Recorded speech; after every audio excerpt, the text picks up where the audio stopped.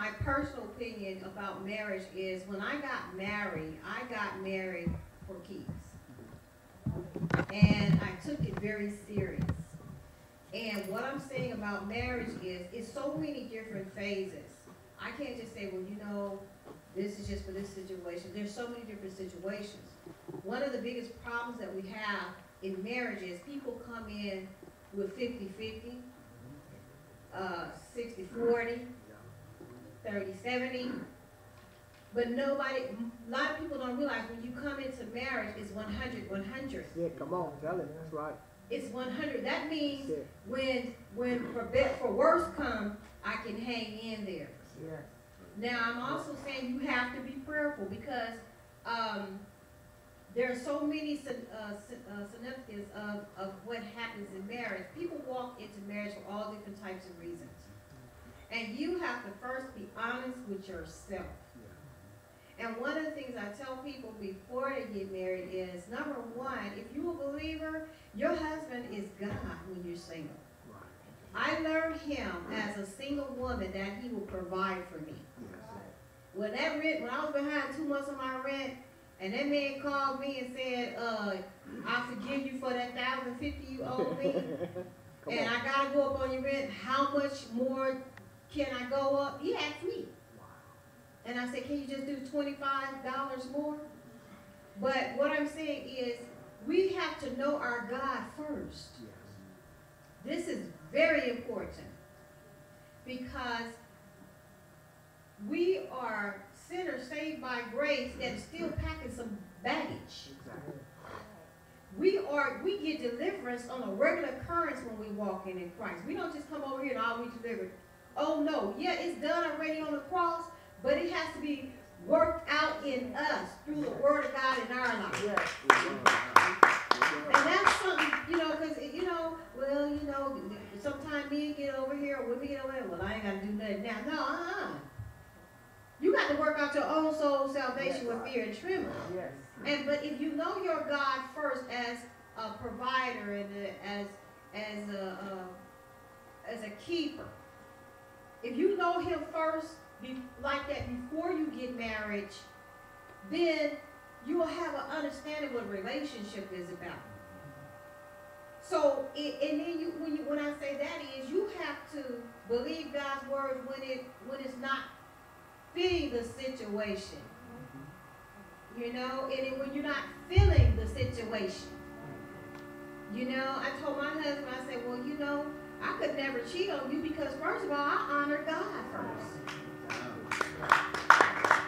And he was really amazed for me to say something like that. But because when I got saved, I fell in love with Jesus first.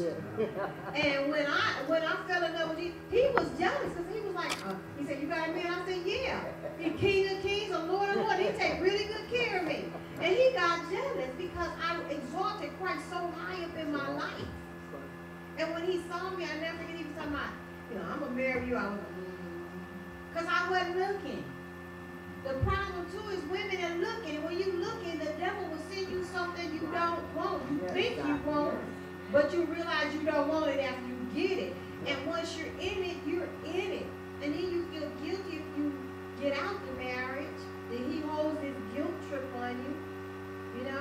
So I'm saying to say, we as Bible believers need to teach, especially our single women, to wait on God. I don't care how fine he looks. I don't care if he got every aspect that you want, details you want in a man. That may not be your husband. The devil could have sent him in and dressed him up just for you. Just for you. It's not, the world tells us, me and Ash talk sometime, and the world tells us she needs to date. I say, you don't have to date. Who says that? You can take your time and learn Jesus Christ. Because that's who you have to pattern, besides your father, who you have to pattern your husband out to be. So you don't have to do why do the work?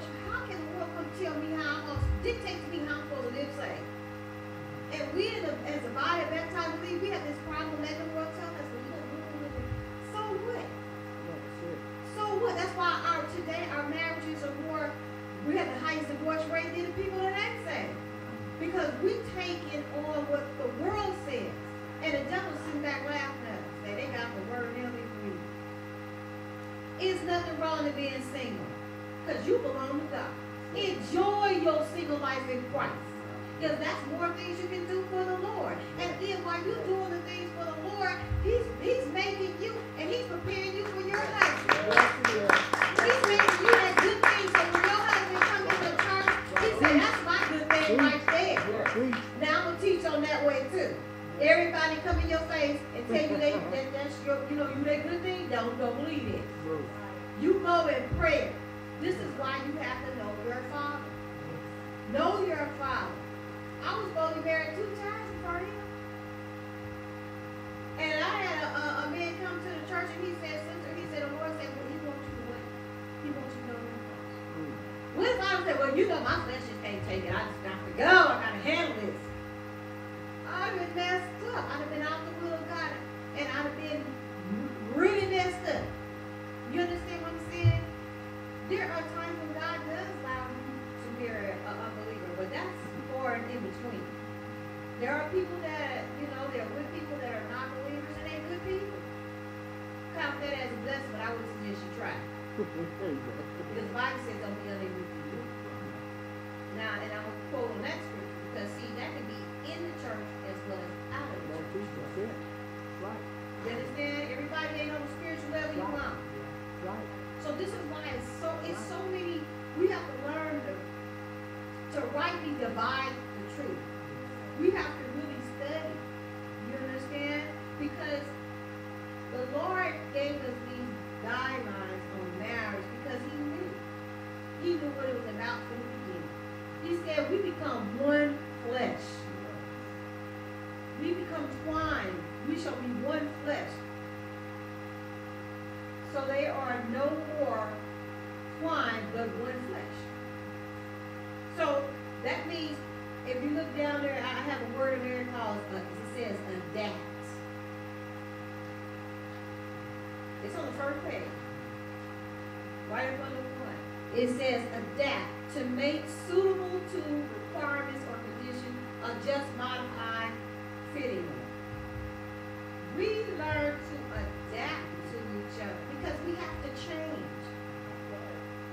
See, you can't get in marriage and think, okay, well, I'm here and I don't got to change. You're changing on a regular, daily occurrence. Because when you stop changing and you stop growing, and when you stop growing, you have allowed the enemy to come in your marriage and he's going to cause havoc. There's all different aspects of believers today. We got believers who marry, they're going through all types of things. All types of things. So I can't just say, well, I wrote it out, but we are to pray and ask the Lord to show us how to rightly divide the word for our situations. You understand? That's why I have to say about divorce. I mean, I've been to death through our part. Sometimes I have to take myself out the equation and say, okay, Lord, you have to fix me here. Because I see it differently. You understand? And then sometimes I say, Lord, give me more love. Because my patience is being worked. Let's just be honest. Amen. I work His patience, and He worked my patience. Amen. I might have a little bit more patience than He has, but my patience can be worked too. I'm basically a pretty, but I learned to humble myself early in my marriage because I had a church mother that taught us that. She taught us how to humble ourselves. And that's an ugly word. A lot of people don't want to, because sometimes I'll say, well, I got to humble myself. No, why he can't humble himself? And why can't just do such and such? And I'm like, that's not fair. I sure did. That's not fair. Why I got to do this? But he told me, I love him too. I'm like, well, but I ain't the problem in this situation. I had to learn to love him when he was being mad. He had to learn to love me. When she said that, she leaving the part out that when she told the Lord, there would be weeks at a time I'd be in the front room, couldn't go to sleep, because the Lord was the Lord was whooping me. So understand one thing. A woman of God, a real woman of God, when she prays to the Lord, listen to what I'm saying. Listen. Listen. Me and my me got in the way, my way. It's not my way. It's not my way. And when she got on her knees and she started letting God talk to them, tell them all about it, and not going, see, we got to learn for not to use this. Sometimes we think that we got to say, well, you need to do this, you need to do that. It's not about this. It's about getting on our knees, letting the Father know. When we say, the Father knows just how to do it. So we had me right there for 2 or 3 weeks. I couldn't go sleep. I'd be in the front room on my knees praying, and I see the clock going all the way from 8 o'clock, 9 o'clock, 1 o'clock, 2 o'clock, 5 o'clock in the morning to go to work. Then come back home the next day. Then I finally broke. Until I finally say, yes, Lord. That's why I'm able to, so when I come in here, I'm able to feel him like the way I feel him, because I really gave it to him. You see, I didn't just say I gave it to him. I gave it to him. I sold it out, and I said, here. And I gave him every bit of that, every bit of me. And the me was, I'm that guy that's tough in the world, that was so tough that didn't want to shed a tear, that I wasn't going to let her just, be a woman. But it's not about this, it's about the Father's business. And the Father said, I brought you out. I spared your life. You've been hit by cars, you've been stabbed, you've been shot up, you've been OD, you've been in jail, you did everything. But I pulled you out. I set you free. And yet you're going to sit up here and be disobedient to me, not her, but to me. You're going to defile me by not living what I pulled you out of. See, I got you in a place. Every time you think about me, they might not understand why you cry. They might not understand why you run. They might not understand the depthness and the hell that you were in that I brought you out of. I was one step from it, out of here. But I thought killing was okay. I lost my mind. And God put me back in my right mind. And I thank him for her, because she labored. She labored and she prayed. Told God and covered me and let me stay in my place. And 25 years later, we're reaping the rewards of it. Both of us are reaping the rewards, because we're unified as a team. It's not theirs. If she got something going on, I got some medical problems that I'm dealing with, but she wanted to be here to do this. And I said, I want to be here to support you with this, no matter how I might feel or whatever. If I get in here and I start expounding myself on talking about who Jesus is, listen what I'm saying. When I started expounding on who he is, when I was just talking on the mic there, the spirit had hit my back and hit my neck, and I started feeling all liberated. I started saying, I got to slow this thing down here. I said, I got to slow this thing down. That's why I got up, because I couldn't sit no more. I got up because the power was coming down my neck, the power was coming down on. I said, I said, I gotta just get up a minute, because he's on me, and I'm talking about him now, and he marinated me. He's got me right there, because see, he's consulting me because I'm dealing with some situation. And the Lord gave me a break, because I'm supposed to have an operation on my neck. And it says, it's gonna be like some serious stuff, it's very serious. And they called me and they said, when you want to hop, I said, I'll wait. And my wife said, that's another opportunity for God to prove himself. Yeah. And I thought about that. I'm getting there. Let me stop the thing down. Let me stop this thing down. Let me stop this thing down. I know we don't have it. Let me stop that. But when she said that, I thought about that. When she said that, I thought about it. And I thought about the power that happened in here Tuesday night. I thought about that. And see, I thought about that power. I thought about it. And every time I thought about it, I left here Tuesday night, whew, and just the after effect of it, it was still laying within my body. Then I wanted to come here today, and I said, well, we talking about the Lord. I said, I know I'm going to feel something. I said, I already know what's going to happen. I'm trying to hold this thing, but I thank God for this. I'm not trying to take us nowhere else, but I just thank God for this about marriage. I thank him. And I'm going to say this one thing. You might have Prince Charming come, but there's ways that you can see the enemy put that mask on him. he's going to reveal himself. A real woman of God is hard to hide from a real woman of God, because that nature tendency of that worldly man will come up. That nature tendency of him will come up. And what I mean by that is, people sit up there maybe trying to touch your finger, maybe trying to illuminate some emotions to your shoulders, maybe conduct some emotions to some kind of little jokish little thing, or touch on the back of your neck, or play with you or something, just to get your little moves a bit more relaxed, where he can just get a little bit more close, a little bit more close, and you can start just trusting this little thing. He's okay. He doesn't drink. He doesn't smoke. What does he say? Is he full of the Holy Ghost? And I tell you another thing. I told my daughter, she's 20 years old, I say the best way not to get pregnant is no. Don't do it. Don't do it. Listen to what I'm saying. Listen to what I'm saying. Sometimes we think we got to sell out because we like somebody. We don't have something. She told me, she said, I know a man that's sweeter than sweet. Sweeter than a honeycomb. He keeps me from morning to night. Every day. And I said, where is he? Where is he? I want to see him. I got out there, and she said, Jesus. When she said that, everything in me just went all the way out of me. I said, he's the greatest of all.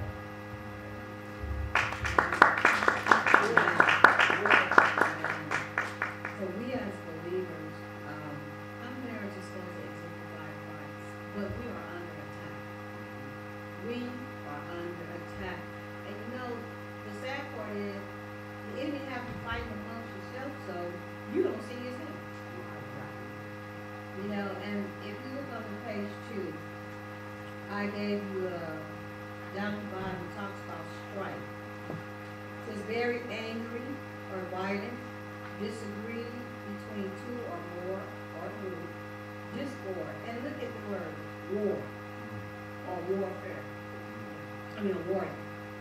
Quarrel, affection or dispute. Affection. Do you hear that? Affectionate for dispute. That means he loves the dispute. You see what the enemy is trying to put in our marriage? In other words, he's declared war on marriage. If you're in a marriage, he declared war on your marriage. Whether you like it or not. And when you have to realize, the Bible says who you yield your members to, that's who's using you. And we have to realize that we can't allow the enemy to use our members for his use. There's times I have to bite my tongue. There's times I have to watch my tone. There's times he has to watch his tone. Because that strong aspect of my mother comes out. And I told you about my mother. My father was 6'3", my mother 4'11", and she slapped him across the kitchen table and go stab him with an ice pick. And then put her hand on her hip and told him to get up. So I have to humble myself. I can't bring that into the kingdom. I can't do that. But he was in the world, in the streets, and how he can't do that either. He's supposed to talk to me gently, softly. To treat his wife softly, gently, and with tender care. 1 Peter 3 and 7. The purpose of me putting this all out is so that we, as a body of believers, can remind ourselves of what the Word says about us. See, because when we see what the Word says about us, it'll make us check our own self. I won't have to tell my husband, you know the Bible says love me as he loved church. He died for church. You know? And then I'm like to hear, well, you better submit yourself. You see, that's a tit for a tat. That's that strife. Yeah. That's that strife in there. That's him. Yeah. That's him. Yeah. And it says, I did the Greek, so I got the Greek and the other one. Then it's contention. These are two spirits that the Lord had me to come up against in my marriage. Contention is anger and disagreement. A situation in which you have a chance to win something that you are trying to win. Something as a belief or an idea or opinion that is argued or stated. Rivalry. It was supposed to be a competition. Discord. Self-seeking. A feud. You kill my dog, I'm gonna kill your cat. You did this to me, I'm gonna do this to you. If you don't watch it, he'll have you there. But see, we gotta cast down every imagination and every hot thought that's out there something else to God. We have to do that. And I'm telling you, it means it's gonna crucify your flesh. Because you know who I am is who I am. Well, over here you gotta change. This is how I always did things. Well, you know, I'm your wife. You don't have to pray on that, maybe do it a different way. I'm your husband. You might pray on that, do it a different way. And what my husband, I gave him his role. I did. I told myself I ain't gonna be one of the women she dated. She dated my, but I ain't gonna be her. Cause I be flying all over, do this, flying, do this. No, all I want is my role. I don't want his role. I fight not to do his role. I fight not to do his role. I don't want it. That's right. For black women, we did our role there. No, I don't want it. I'm mad. He had it. I gave him his role. He's like, I'm like, baby, you got it. I'm praying for you. That's the truth. I was at him. He told me. And see, this is what the Lord did to me because I was an independent black woman. Okay, I'm going to tell y'all a little bit about myself.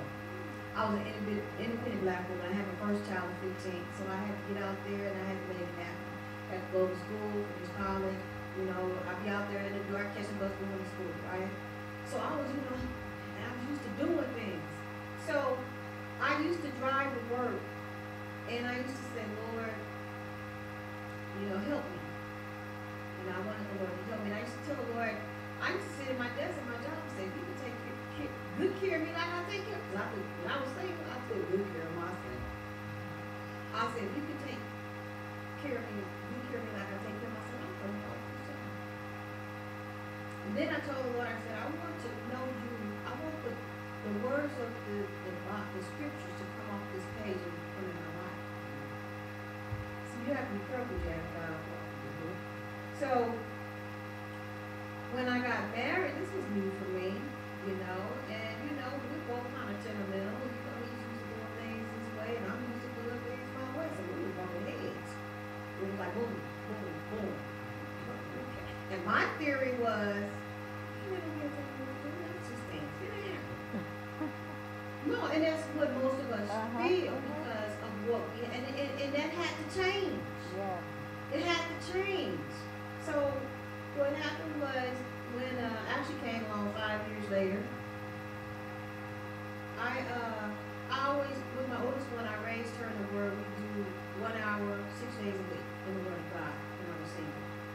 So when I got married and Ashley came around, I wanted to be there for her.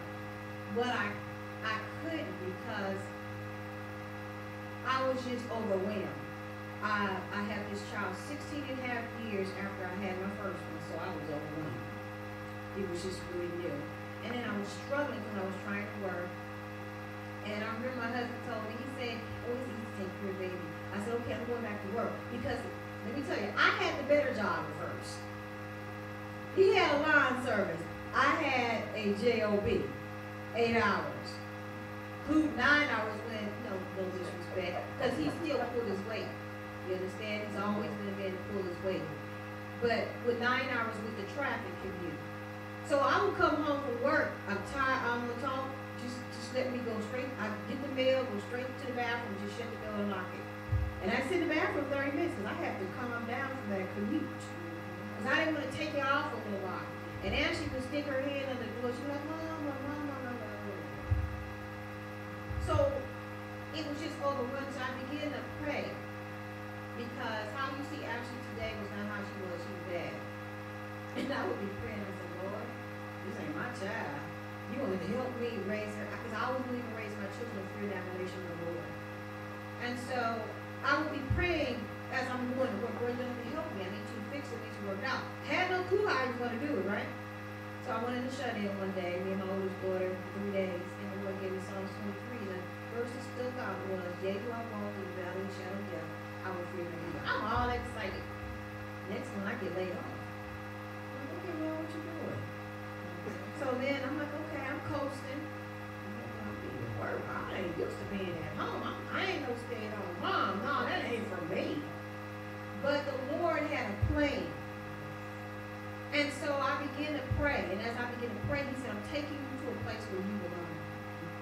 And he said, I'm doing a role reversal in your marriage. I'm like, okay, yeah, all right, oh. So my husband is learning, because he gets home before I do, he's learning that staying home with a kid, a baby, was not no easy job. He's like, I'm trying to work out, she on the back, I want to go to sleep, I'm very sleepy, she ain't sleepy. I'm like, yeah. So what happened was, God did a role reversal. Yeah.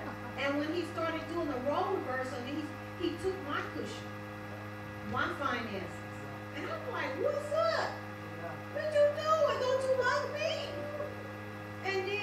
And he was putting him into a position where he had to seek a better position.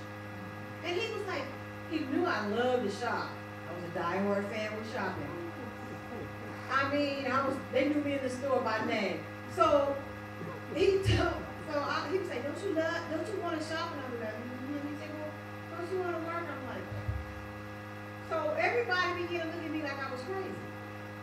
They knew I always took good care of myself. I always, and all of a sudden I started not having stuff. So my brother was looking at me like, you done lost your mind. What's wrong with you? And I'm like, okay. And then when people start looking at you like, what's wrong with you? And you sitting there saying, well, Lord, you told me this. And I know you told me this. I wasn't hearing nothing. And you said, and I'm sitting there, God, believe God. And people looking at me like, you done lost your mind. But in 3 months, they had nicknames before then. They had named my daughter Chucky because she was bad. Actually, that was her nickname. Chucky. So in 3 months of me staying home, Ashley turned to how she is now. Within 3 months. So then my eyes lit up. I'm like, my baby needed me.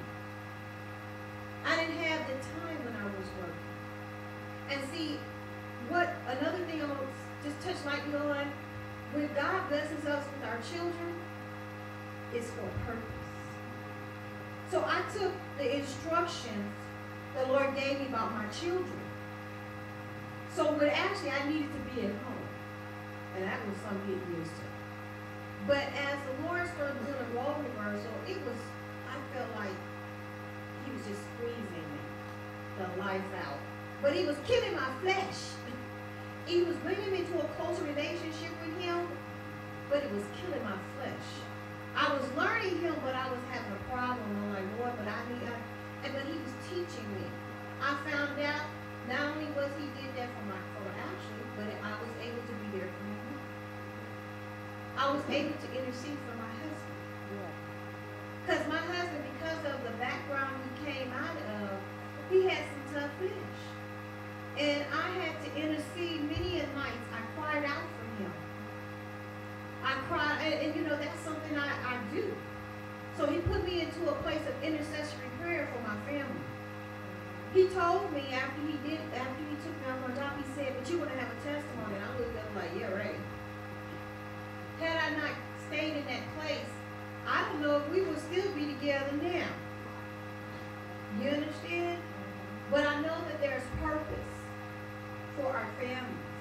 And as wives, and husbands, we are to pray for one another. But sometimes there is a weak vessel in the marriage. And it's not always the woman. Sometimes it's the man. But as we love one another, we're going to pray for one another.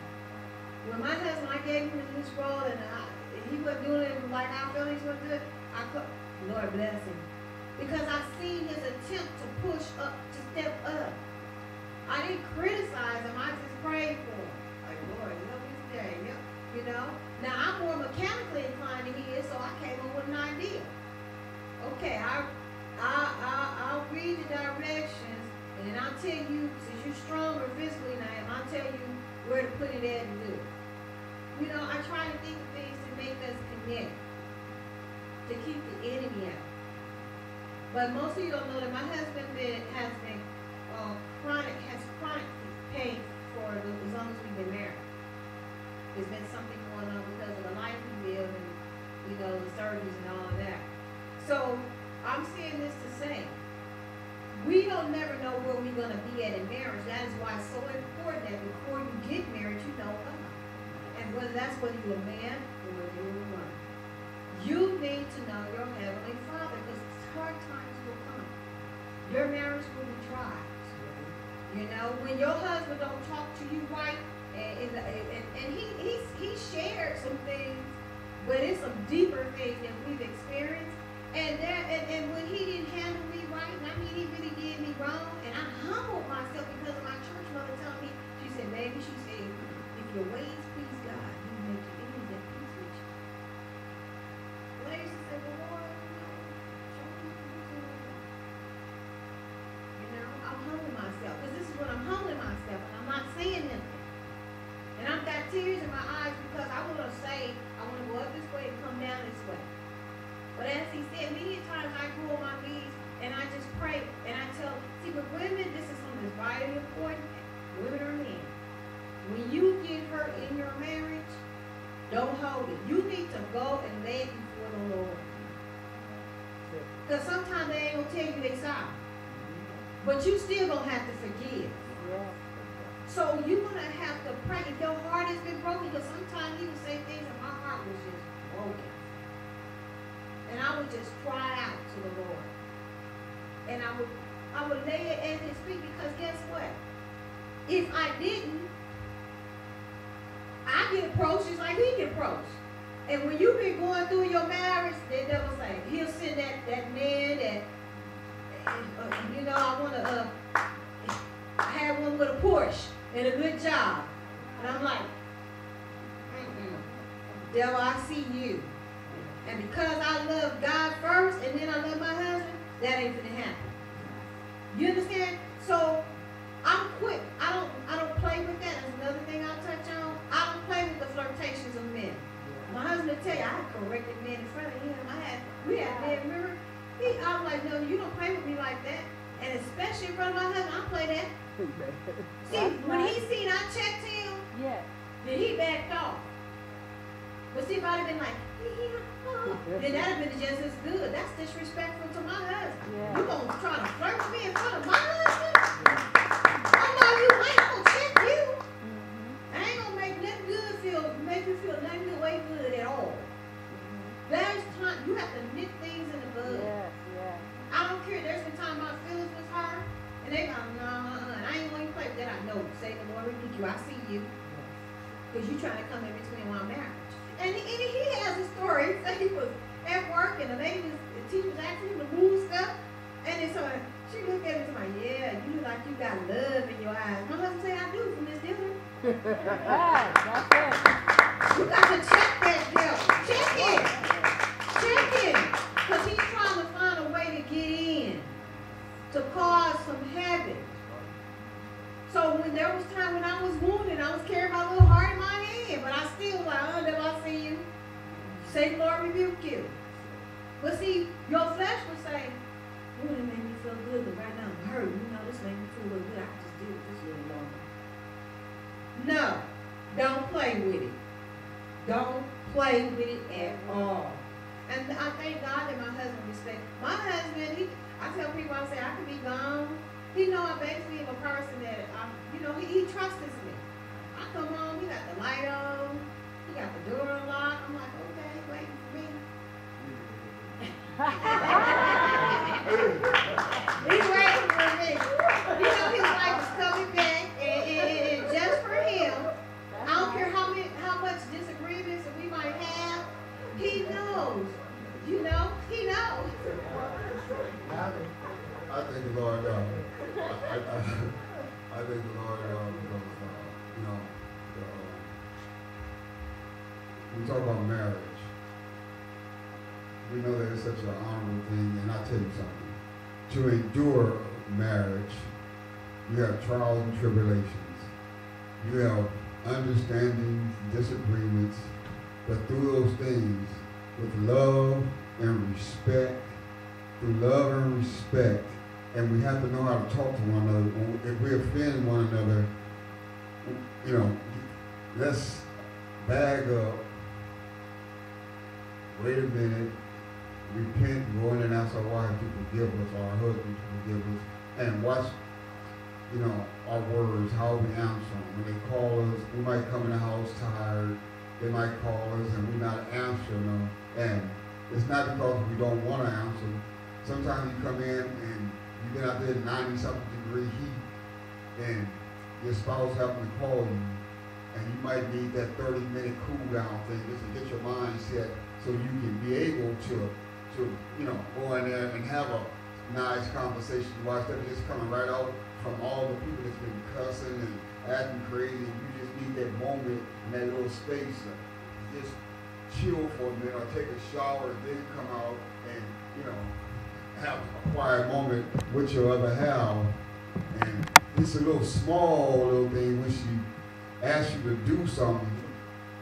You have to know, you know, we have to watch how we react when they ask us. Just need to ride with them or something. Sometimes they just want our presence to be right there, or watch a picture that you don't want to see, a black and white picture. That you know, we waiting, you know, we passed black and white pictures. You know, we in other things, but you do that when you love that person. Yeah. When that's your wife or something, you do that. You know, holding hands. You start off holding hands because that hand feels like it's golden. You hold that finger, you look them in the eyes, and man, you just seem like you see every beauty in the world.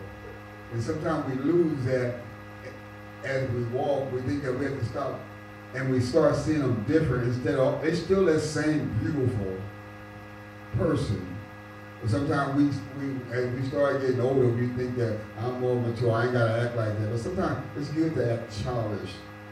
It's good to act like a kid, run through the sand, to throw the ball, you know, to jump, to just hold, just for a moment, and just for a second, just have that moment kiss right there, spur of the moment, that look.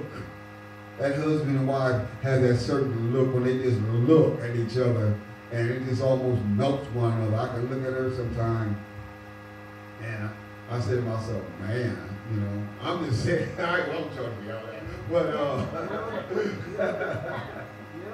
I think the Lord is, but as far as, I just want to say this, women of God, you are special, a special, united, special, chosen, God's vessel. You deserve the best. You deserve the best.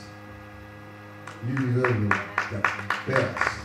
God is not going to send you anything below the best. You deserve the best. And to get the best, we have to walk it according to His word and His statutes, the way His word says. I didn't understand that. I had to walk into that to be able to marry her. I had to fall in love with Him. I had to walk in this right here. Let this thing come in my life and walk it and believe it. And she took me, when she took the illustration of how the Lord took her off of work. Now, it's another part to that story. As He took her off of work, I had to believe that He took her off work because every bill in the house fell on me. Now, listen to what I'm saying. This is a good example of man of God. I want you to hear this. A good example. When it's a real man of God, and he believes this book, and this book saying that he's the head, that means he's the head of everything. If you decide to stay home, you can stay home. And he's the head. You want to marry a head that's able to take care of you. Then, if it's your choice that you want to work, you can. This one right here, this is what she do. I come in the house, and she come in the bill, here go the bills. Excuse me. But that's how she is with you know, the bills go to me. See, they don't look. But I come in the house, every bill is right there for me. and they all got her name on them. And so when they come, my job as the man and as the head is to pay these. And long as I walk according to what this word says, all my needs are met.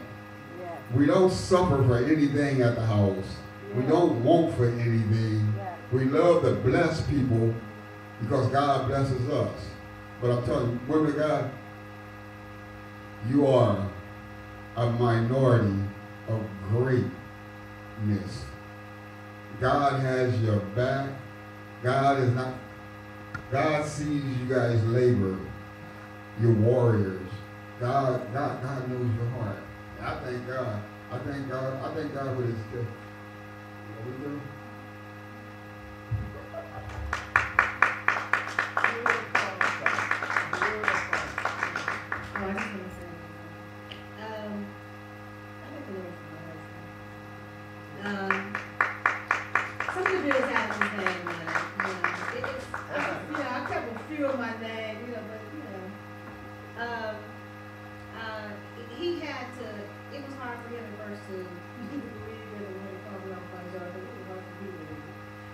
But everybody's situation is different.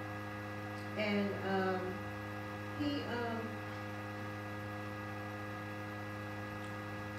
I thank God that I gave him this role. That's one thing I'm really grateful for. I don't regret that. But even with that, I still have a role to play as well. And I put some of the roles, I put the roles for the men on here, roles for the women.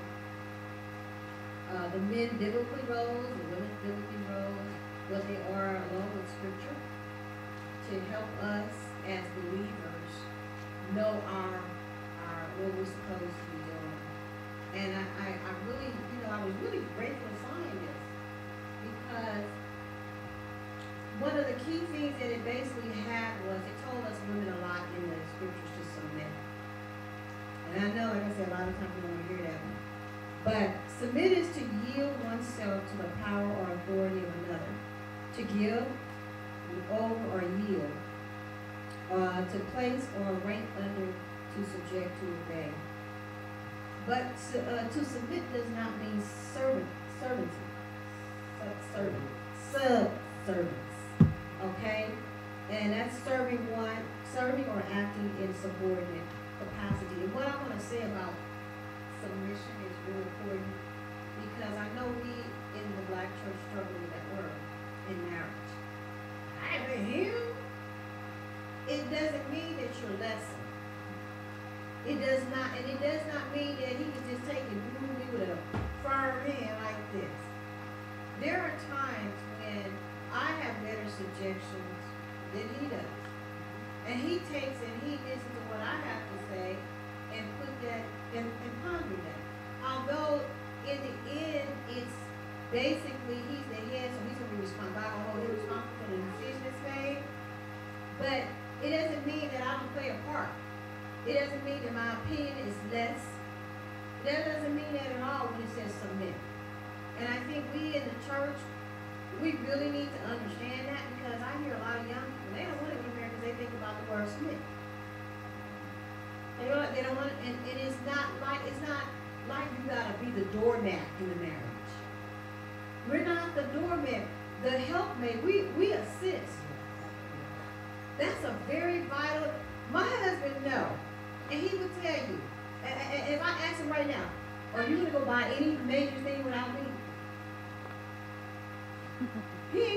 He will not do it. He's like, babe, I want to do such and such. Because as soon as he tells me what he wants to do, I'm gonna pray about it. Women, our spirits is more sensitive to the Spirit of God. So I'm gonna pray about it. When my husband tell you, I get us some deals. Do I not get us some deals? The Lord bless me to find deals. You know, I'm that Proverbs 31 woman. That's how I try to do for my home. Because why would I tear down my house? So you can tear down your house with your mouth or your actions. So I'm trying to walk this You know, I'm trying to walk this. I might feel like I'm on a tight wire sometimes, but I'm trying to walk this thing. Because the enemy comes up against us as married people to make us feud and fight. I don't want to feud and fight. I want to be loving. I want my spirit to be sweet. I want when I get over God's people, I'm blessed that I can share. You know, they asked me to do a class like this at my old church. I was like, no. You know why? I kept saying, well, you know, I don't mind. They're like, I'm not going to fool with that with a 10-foot ball. But people, and then when I got here, I think it was probably Barbara, she was telling me, she said, you need to teach it. I'm like, But then I thought about it, well, and then it was Joanne that said, well, how'd you get through 25 years? And I thought about it. You know, 25 years, I'm like, that is a long time when I really thought about it. And so I thought, you know, with me and my husband, we could share some things just to help people get through it. You know what, another thing the Lord dealt with me about, and I'm going to say this, time. We are married, a lot of time we waste a lot of valuable time. We don't ever know when we're not going to have our mate around anymore. And the devil have us just, and when you look back, all them years you was with this person, and you couldn't even humble yourself to do right. You couldn't overcome your flesh to love this person. You know, tomorrow's not promised to any of us. Say what I say. You know, spouse, you know. And then the Lord said, tell him about the waste, when you're married and you're feuding, you're wasting valuable time. Then when something happened to him, you think, well, all the things you could have did. Don't wait to times like that. Start today. Start today. Even with just preparing this, I told the Lord, I said, you want me to do this? I said, okay, I'm going to do it. And I said, well, you know, and then the Lord said, well, the more you dig, the more you're going to see you. So as I was finding some of this information, you know what I said? I said, well, Lord, I'm going to do different in this area. So for me, I'm saying to us today, when you're married, don't waste valuable time with the arguing and bickering. You know, love. Evaluate your own self. And then, you know, sometimes we as believers, when we all say, we be throwing these scriptures on each other. You know, the Bible says this about you. You know, the Bible says this about you too. You know? You know what? These are the end days. These are the end times. We're living in the last days. You know? I always teach my children, give me my flowers now. Don't wait till I'm dead. I can't smell no roses. I can't see that car you want to get. I can't, none of that. Give me mine now.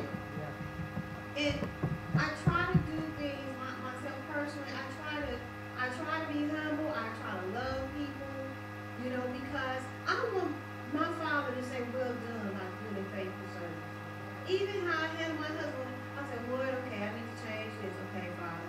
So I took this assignment as, okay, well, this is opportunity. Maybe Lord want to show me spirit. I need to change it. I'm open. We got to learn as husband and wife, singles, we got to be open.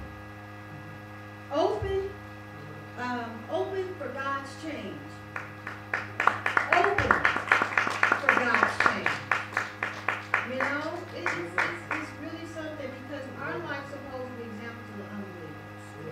You know, and I just want to say this. I'm trying to stop. I had so much. I'm like, what do I understand? What you want to say? I don't have something for me to say because I always let the Lord, whatever He want to do, this is subject to change. That's how open I am. But I want to say this about another thing about marriage. A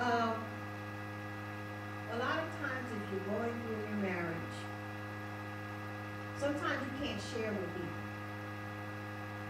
You know, because if you tell your family member, they're going to hate them. I'm serious. Right. They gonna hate them. I don't care how much they didn't change. They still looking at them like they did what they did 10, 15 years. That's true. No, I'm serious. My mother always taught me, she said, you hang in there till you get enough. You know? You know, because somebody was telling me, you right again, like, you didn't need to do this. And I'm like, the Lord would allow me to share. I was going through stuff and I couldn't share with people Because I didn't want them to look at my husband funny. I didn't want them talking about my husband. See, I might want to say something, but you can't. Yeah. That's my husband. Vice versa. So I'm saying this, we got to learn to write. It's imperative that we get in the scriptures and rightly divide the word of God for what's taking place in our life.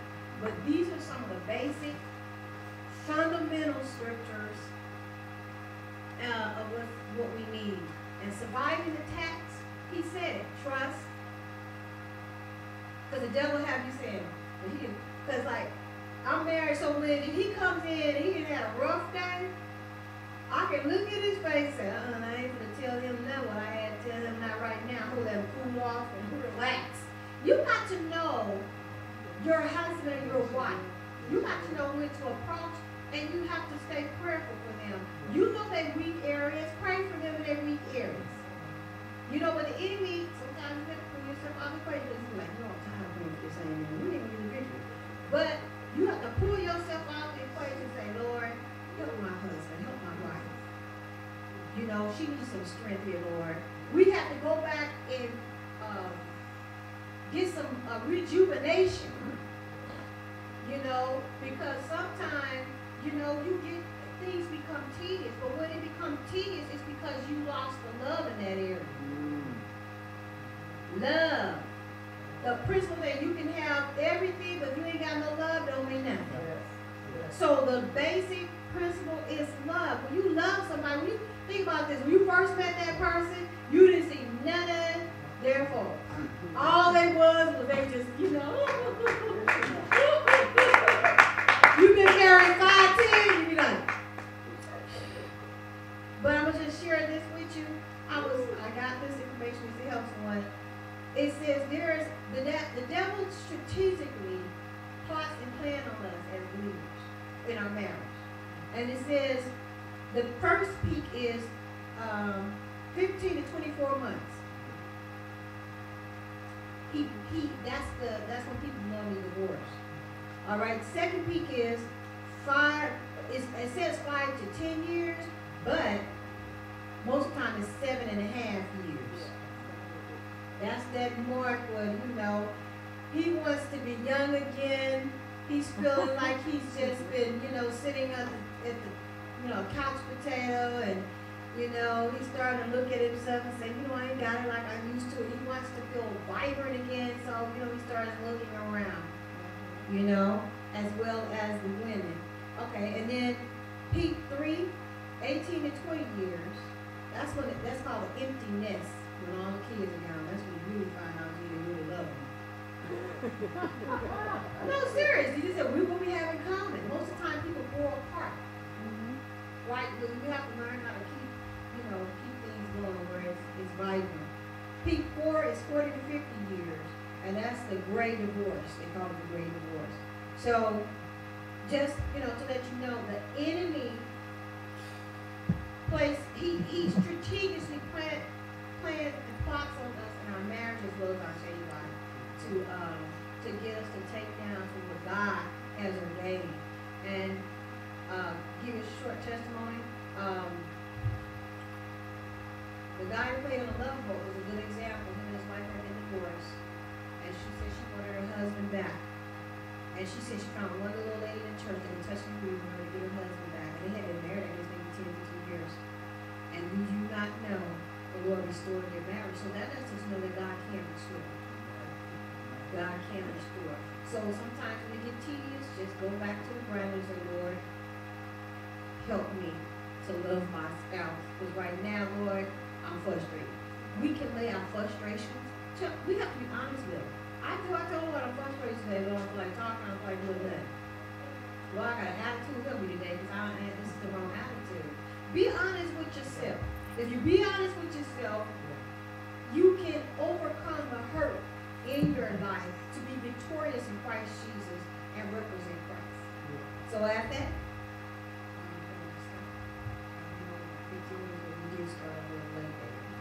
we started a little late. But I just, want to thank everyone for coming. I really appreciate everybody coming out. I hope that we have said something to encourage you, to be encouraged about, marriage, and to know that God honors it.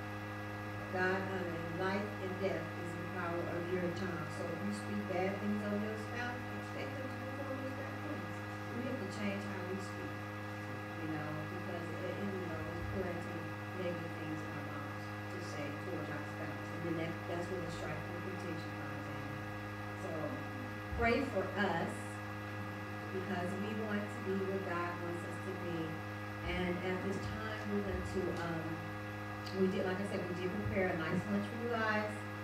You got potato salad, you got barbecue chicken and barbecue pork chops, baked beans and some bread, some water. We don't let you have the bread and the water.